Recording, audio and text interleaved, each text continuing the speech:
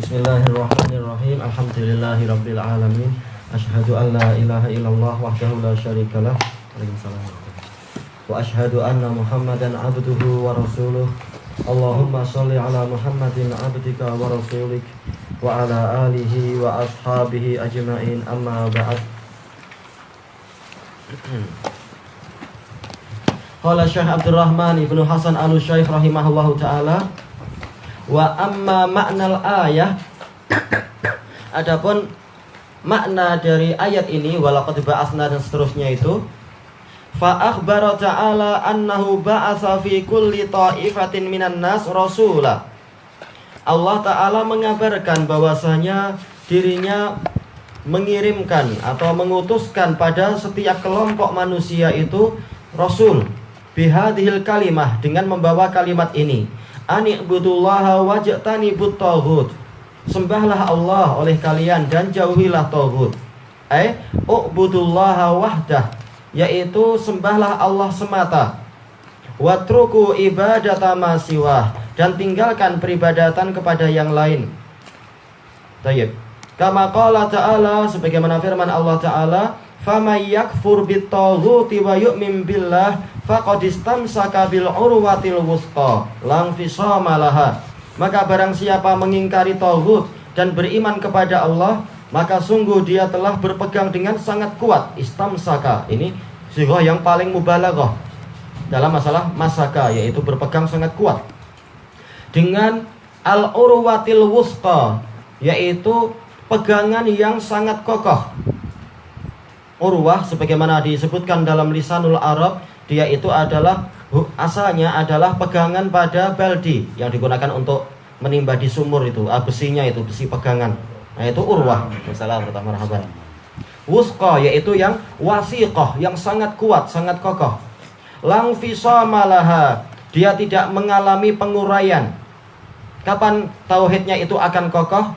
Imannya kapan itu agamanya akan kokoh? Kalau dia menyatukan nafi dan isbat ini, meniadakan segala taghut dan menetapkan sesembahan hanya Allah Ta'ala saja, beribadah hanya kepada Allah.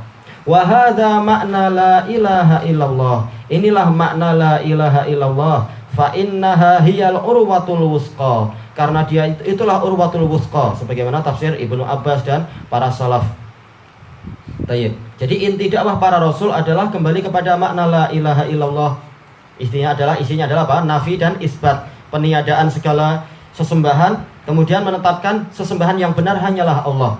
Sebagaimana dalam ayat yang tadi itu juga ada nafi, ada isbat. Faman yakfur bitaghut wa yu'min billah. Ini adalah kembali kepada nafi dan isbat, makna la ilaha illallah. Juga ayat yang sebelumnya, u'budullaha wajtanibut taghut, yaitu menetapkan peribadatan hanya kepada Allah dan menjauhi yang lain-lain, peribadatan pada yang lain. Jadi kembalinya kepada apa? Nafi dan isbat. Sebagaimana ucapan para nabi itu, apa itu? U'budullaha ma lakum min ilahin ghairuh, sembahlah Allah, kalian tidak punya sesembahan selain Dia. Kembali kepada nafi dan isbat. Baik. Qala al-Imad Ibnu Katsir, yaitu Imam Ma'ruf, Imam Imaduddin Ismail Ibnu Katsir rahimahullah, fi hadhil ayah, beliau berkata tentang ayat ini, wa kulluhum yad'u ila ibadatillah, mereka semua yaitu para nabi dan rasul mengajak kepada peribadatan hanya kepada Allah. Yang betul kulluhum yad'una atau kulluhum yad'u, dua-duanya boleh. Kalau dilihat dari maknanya, kullu ini maknanya adalah jamak, berarti apa? Yad'una. Tapi kalau dilihat dari lafadznya, ini adalah lafadz yang mufrad. Kullu ini lafadz mufrad, maka boleh yad'u. Berarti apa maknanya? Masing-masing dari mereka itu mengajak kepada peribadatan kepada Allah. Wa yanha an ibadati ma siwah, dan melarang dari peribadatan kepada yang lain. Falam yazal subhanahu yursilu ilan nasir rusula bidzalik, maka terus-menerus Allah yang Maha Suci mengirimkan kepada manusia para utusan dengan membawa syariat ini tadi, syariat yang terbesar. Mundu hadatsa syirku fi qaumi Nuh, sejak terjadinya kesyirikan pada kaum Nabi Nuh.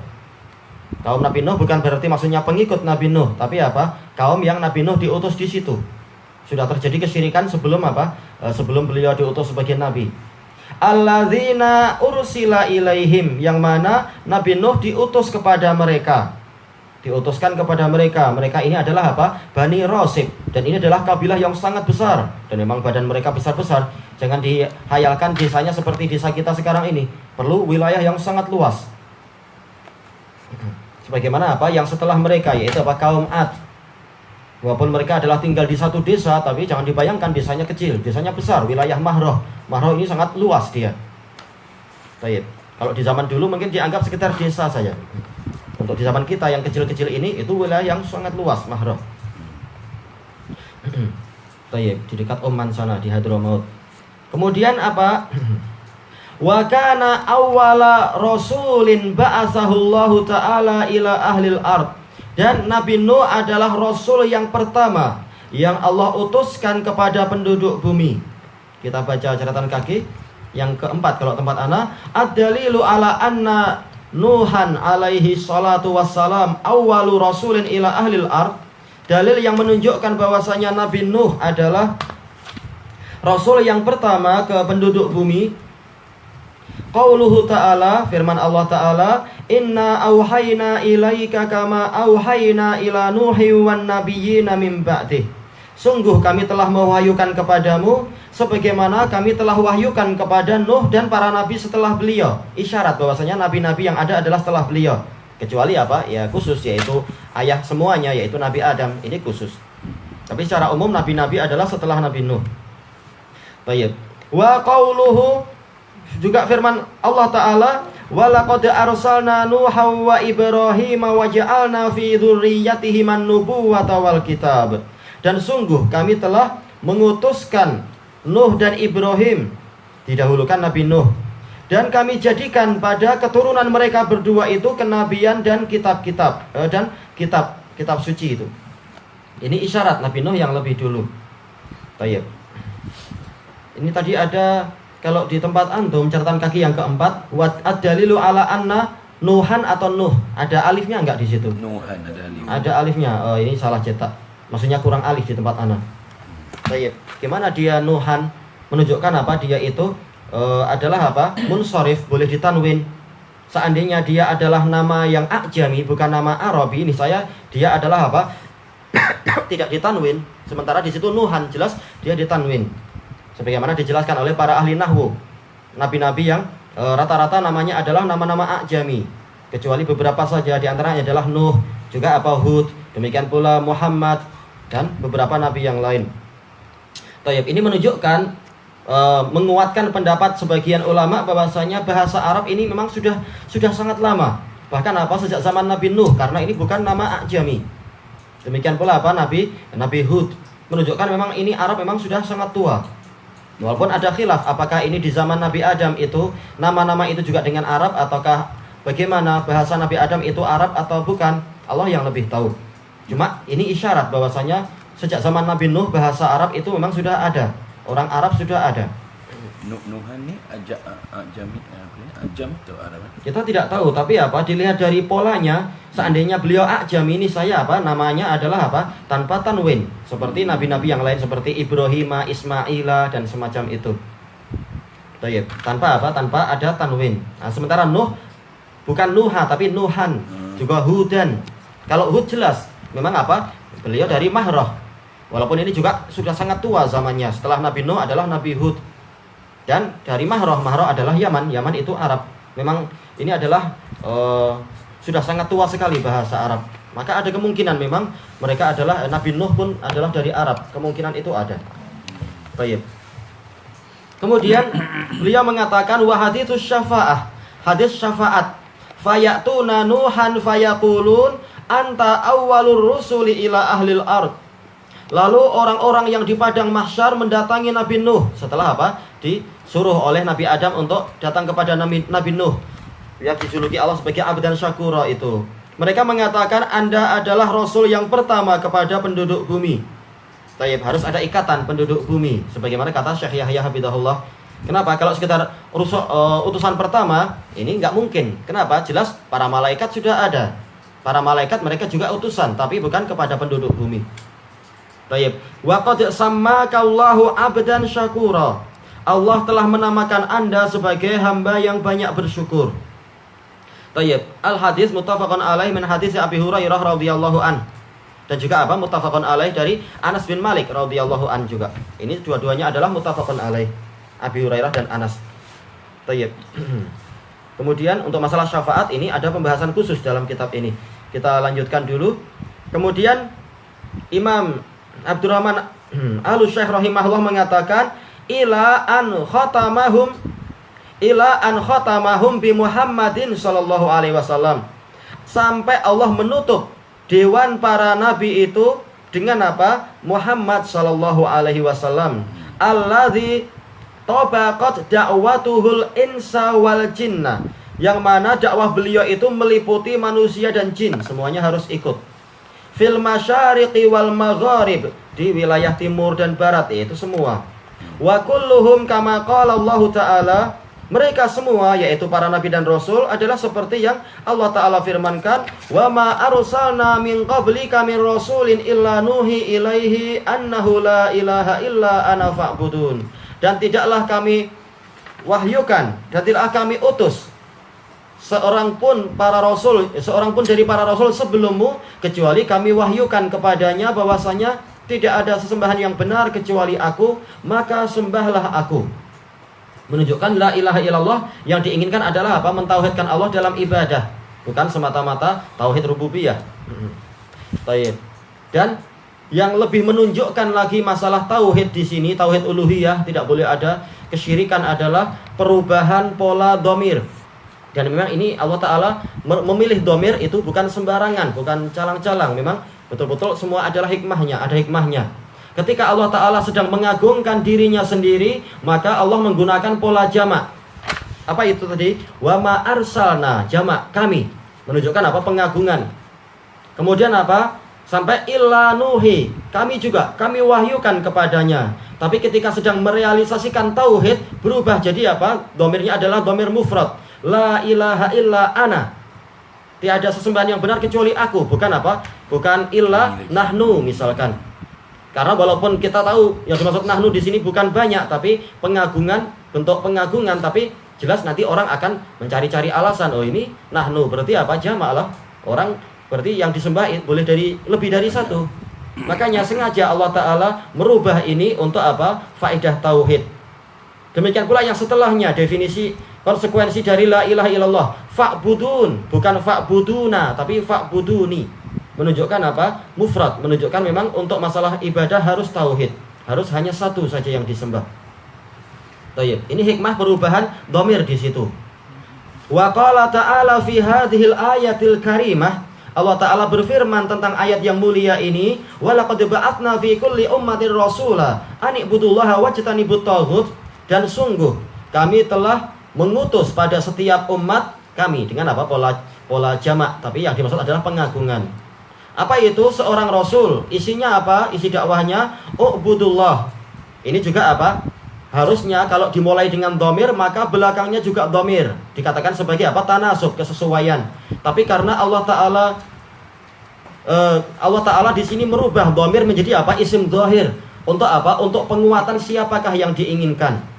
Harusnya kalau lihat pola umum bahasa Arab adalah walaqad ba'atsna fi kulli ummatin rasulan an ubuduna. Disesuaikan dengan dhamir sebelumnya. Tapi sekarang mauqi', yaitu tempat atau posisi dhamir, dirubah jadi posisi isim dhahir, ubudullah. Untuk apa? Untuk menutup segala jalan orang-orang yang ingin mentakwil.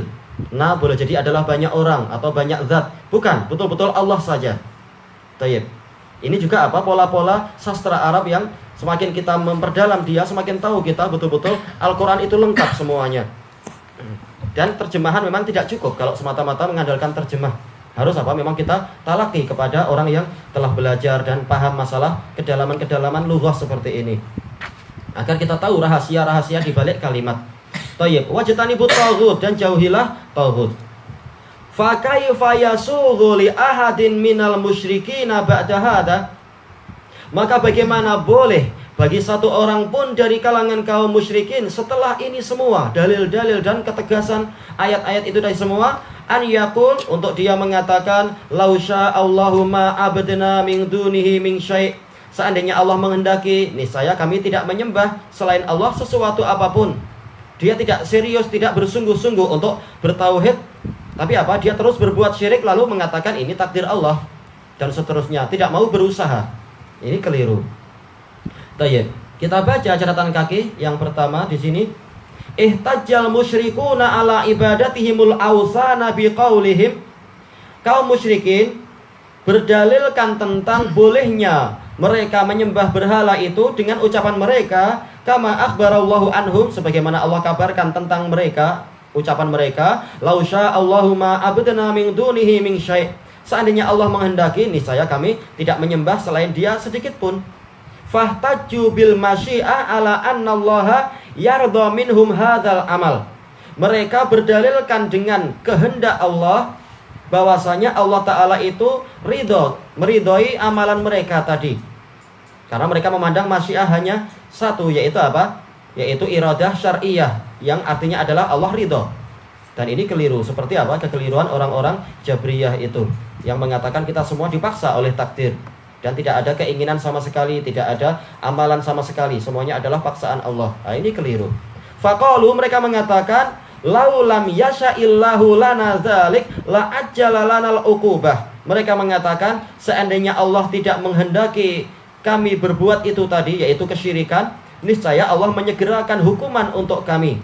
Maksudnya bagaimana? Sampai sekarang hukuman tidak ada. Berarti Allah Ta'ala memang menginginkan kami berbuat ini, yaitu apa? Berbuat syirik. Berarti apa? Kesyirikan ini telah diridhoi oleh Allah. Kalau Allah nggak ridho, niscaya kami sudah dihukum. Mereka nggak tahu bahwasanya Allah Ta'ala apa itu? Yumhil wala yuhmil. Allah terkadang memberikan penundaan, tapi tidak menyia-nyiakan. Penundaan itu ada hikmahnya. Tayyib. Faqalu, mereka mengatakan Allahu yuhibbu dzalik wa yardah. Yaitu Allah mencintai amalan kami tadi, yaitu berbuat syirik, dan Allah ridho itu. Tayyib. Kemudian beliau mengatakan, menjawab, wala talazuma fil haqiqah bainal masyiati waridho wal mahabbah.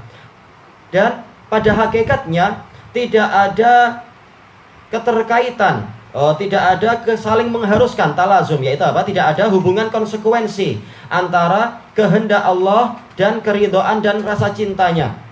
Ya, ini lain dan itu lain. Ridho dan cinta ini adalah apa? Iradah syar'iyah. Kalau masyiah adalah iradah kauniyah. Tidak selalu apa yang Allah Ta'ala takdirkan itu adalah Allah mencintai. Sebagaimana Allah menakdirkan adanya iblis, tapi Allah tidak cinta pada iblis. Allah menakdirkan ada kekufuran. Allah sendiri berfirman, apa itu? Wala yarda li ibadihil kufur. Allah tidak ridho hambanya berbuat kekufuran. Jadi tidak selalu takdir itu berisi apa? Kecintaan dari Allah Ta'ala. Tapi apa? Semuanya adalah ada hikmah di balik itu. Baik. Kemudian beliau mengatakan li'annal masyiah qad takunu fi ma yuhibbuhullah wa qad takunu fi ma la yuhibbuh. Karena yang namanya kehendak itu terkadang qad takunu, terkadang terjadi pada perkara yang Allah cintai, dan terkadang terjadi pada perkara yang tidak Allah cintai. Kalau yang Allah Ta'ala cintai, contohnya apa? Menakdirkan orang-orang masuk Islam. Nah, ini Allah cinta memang. Adapun yang tidak Allah cintai, yaitu apa? Menakdirkan adanya iblis, menakdirkan adanya Fir'aun dan lain-lain sebagai ujian. Jelas Allah tidak cinta itu. Demikian pula apa? Yaitu mencabut nyawa orang mukmin. Allah tidak suka, tapi ini adalah takdir, perkara yang harus Allah jalankan. Dari apa? Dari keinginan Dia sendiri yang telah Dia tulis di Lauhul Mahfuz. Sebagaimana dalam hadis apa itu? Hadis Qudsi itu, hadis Abi Hurairah yang diriwayatkan Bukhari itu.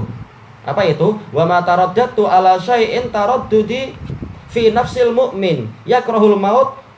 Kemudian apa? Yakrahul maut wala budda lahu min dzalik. Wa ana akrahu musa'atah. Dan tidaklah aku ragu kepada sesuatu seperti keraguanku pada jiwa seorang mukmin. Dia tidak suka mati, dan aku juga tidak suka menyakiti dia. Tetapi memang ini adalah harus terjadi, yaitu apa? Kematian. Allah menakdirkan seseorang itu meninggal, padahal jelas orang tidak suka mati, dan Allah tidak suka untuk apa? Menyakiti seseorang, menyakiti seorang mukmin. Tapi apa? Allah menakdirkan tetap kematian itu ada. Bahkan kematiannya terkadang menyakitkan, mengerikan, terbakar atau dicincang oleh orang kafir. Walaupun ada hikmah di balik itu, dinaikkan derajat setinggi-tingginya dan sebagainya. Ini menunjukkan bahwasanya takdir itu tidak selalu berisi apa yang Allah Ta'ala cintai. Tapi itu adalah ada hikmah di balik itu untuk kebaikan seorang hamba. Baik, kemudian beliau mengatakan faqad yuqaddiru syai' wa huwa la yuhibbuh. Terkadang Allah menakdirkan sesuatu dalam keadaan Allah tidak mencintai itu. Menakdirkan apa itu? Kekalahan kaum mukminin dalam perang Uhud. Padahal resikonya adalah apa? Nanti akan diejek oleh orang-orang munafikun. Mereka mengatakan seandainya mereka tetap duduk dengan kami ini, saya mereka tidak terbunuh. Ini mengejek dan seterusnya. Tapi apa? Allah menakdirkan kekalahan itu memang ada karena ada hikmah di balik itu untuk mencuci jiwa kaum muslimin, untuk mengingatkan bahayanya mendurhakai pemimpin yang berdaulat dan seterusnya itu. Baik.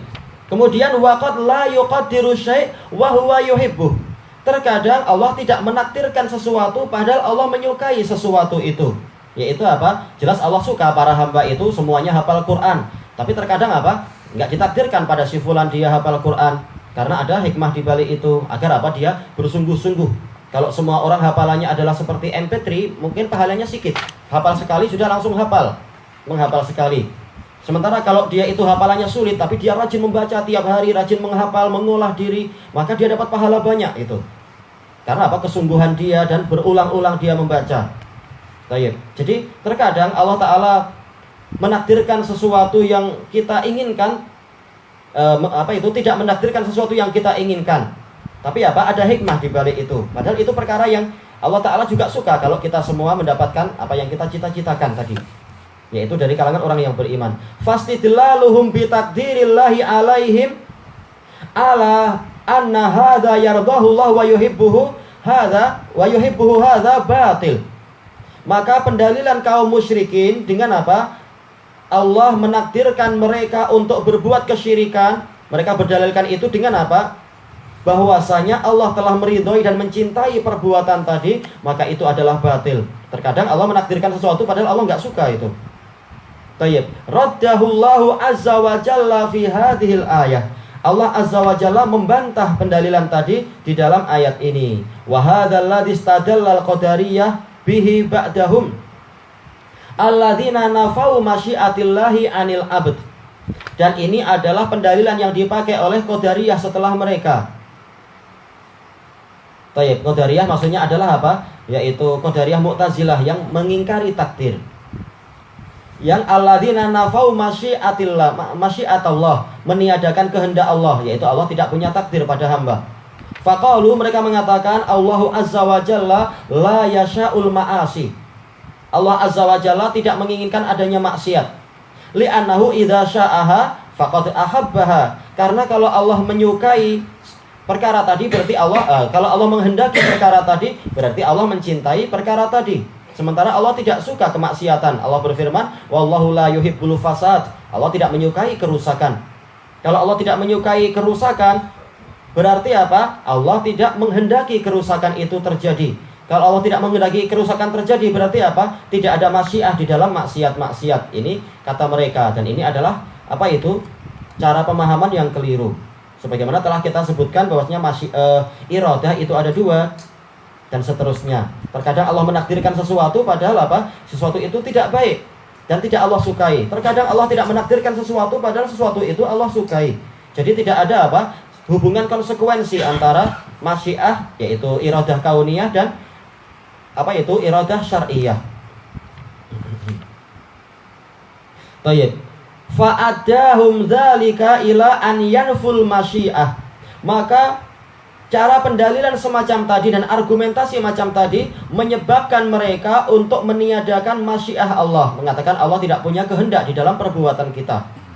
Lawan mereka yang berikutnya wal jabriyah bi khilafihim, kelompok jabriyah yang mengatakan kita ini majburun, kita dipaksa, menyelisihi orang-orang Mu'tazilah tadi. Faqalu, mereka mengatakan al masyiah taqtadil mahabbah. Di sini masih sama, bahwasanya kehendak menuntut adanya rasa cinta. Ini orang Qadariyah masih sama ucapannya dengan apa? Orang-orang Jabriyah.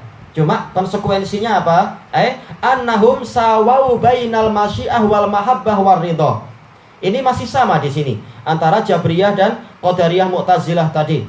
Mereka menyamakan antara masyiah dan kecintaan dan keridhaan, mengatakan masyiah Allah hanya satu, yaitu rasa cinta tadi.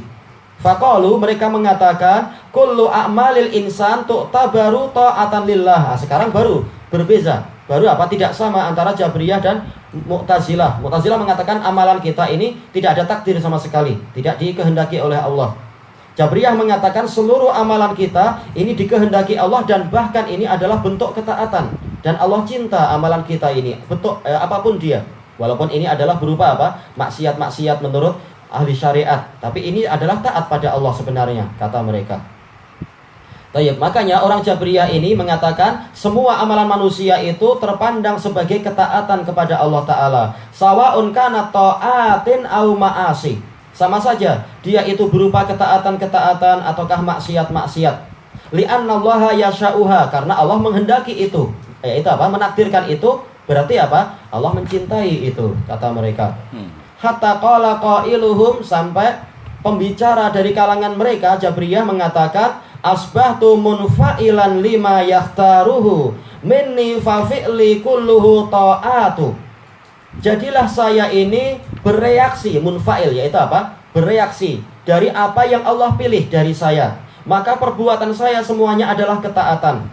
Allah menakdirkan apa? Maka saya kerjakan itu. Berarti apa? Ini semua adalah ketaatan. Dan jelas ini adalah perkara yang sangat tidak masuk akal. Bagaimana mungkin di dalam Al-Quran Allah mengatakan wa aqimus sholah, tegakkan sholat. Dan ini adalah bentuk ibadah. Sholat itu jelas bagian dari ibadah. Kemudian apa? Kemudian orang ini mengatakan saya tidak perlu sholat dan memang saya ditakdirkan tidak sholat dan saya sedang ibadah. Enggak ada gunanya berarti Allah mengatakan aqimus sholah. Disuruh ibadah dengan cara sholat, dia mengatakan oh saya ini ibadah ketika saya durhaka pada Allah. Ini adalah perkara yang sangat tidak masuk akal. Dan memang akidah Jabriyah itu tidak masuk akal. Dan memang apa? Praktek dalam kehidupan sehari-hari yang pertama kali menentang akidah ini adalah mereka sendiri. Yaitu apa? Kalau datang seseorang masuk ke rumah mereka, lalu apa? Lalu menampar wajah mereka, mengatakan oh ini takdir dan Allah menyukai ini. Nggak akan terima mereka. Ketika mereka ditampar oleh tetangganya, kebetulan dia sedang bengang sama tetangganya, tahu-tahu tetangganya berdalilkan dengan akidah dia. Oh saya ditakdirkan Allah pagi ini menampar Anda dan ini Allah cintai, jadi saya sedang ibadah. Tolong jangan disalahkan. Demikian pula apa? Curi apa itu isi rumah dia, demikian pula menculik anak-anak dia dan seterusnya. Nah, ini takdir dari Allah dan Allah cinta itu. Ini jadi Anda harus ridho pada takdir Allah, jangan Anda marah-marah. Enggak, dia akan marah itu. Baik. Makanya para ulama mengatakan yang pertama kali melanggar ajaran Qadariyah, Jabriyah adalah Jabriyah itu sendiri kalau sedang apa? Keadaan menimpa dirinya. Tapi kalau menimpa orang lain dia mengatakan oh, jangan disalahkan, saya ini sedang menjalankan takdir Allah. Tapi kalau mereka yang sedang kena, mereka nggak akan terima itu. Baik. Baik, kelanjutannya besok insya Allah. Wallahu a'lam.